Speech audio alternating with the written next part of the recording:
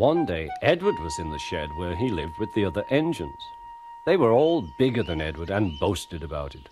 "The driver won't choose you again," said Gordon. "He wants strong engines like us." But the driver and fireman felt sorry for Edward. "Would you like to come out today?" "Oh, yes, please," said Edward. So they lit his fire, made lots of steam, and Edward puffed away. The other engines were very cross at being left behind.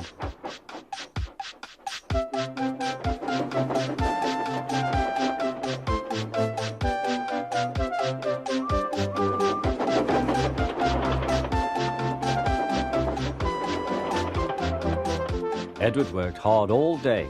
The coaches thought he was very kind, and the driver was very pleased.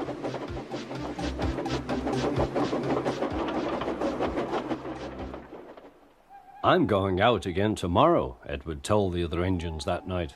"What do you think of that?"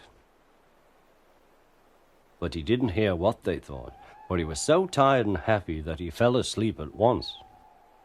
Next morning, Edward woke up to find nothing had changed. Gordon was still boasting. "You watch me, little Edward, as I rush through with the express.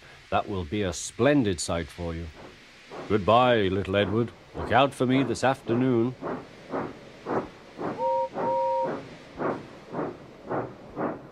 Edward went off to do some shunting. Edward liked shunting. It was fun playing with trucks. He would come up quietly and give them a push. Then he would stop and the silly trucks would go bump into each other. "Oh!" they cried. "Whatever is happening?"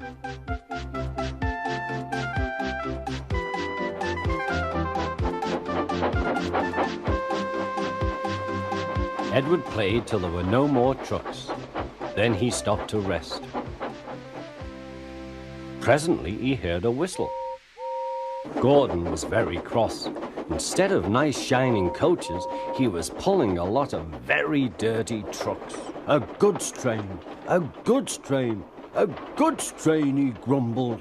"The shame of it, the shame of it, oh, the shame of it." Edward laughed and went to find some more trucks. Then there was trouble. "Gordon can't get up the hill," the porter called to Edward's driver. "Will you take Edward and push him, please?" They found Gordon halfway up and very cross.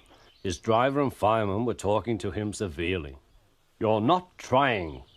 "I can't do it," said Gordon. "The noisy trucks hold an engine back so." Edward's driver came up. "We've come to push." "No use at all," said Gordon. "You wait and see," replied Edward's driver. They brought the train back to the bottom of the hill.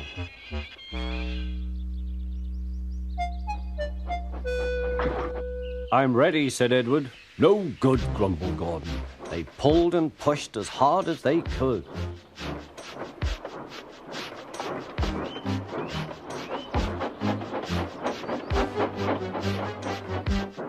"I can't do it, I can't do it, I can't do it," puffed Gordon. "I will do it, I will do it, I will do it," puffed Edward. Edward pushed and puffed and puffed and pushed as hard as ever he could. And almost before he realized it, Gordon found himself at the top of the hill. "I've done it, I've done it, I've done it," he said proudly. He forgot all about Edward and didn't wait to say thank you. Edward was left out of breath and far behind. He ran on to the next station, and there he found that the driver and fireman were very pleased with him. The fireman gave him a nice long drink, and the driver said, "I'll get out my paint tomorrow and give you a beautiful coat of blue with red stripes. Then you will be the smartest engine in the shed."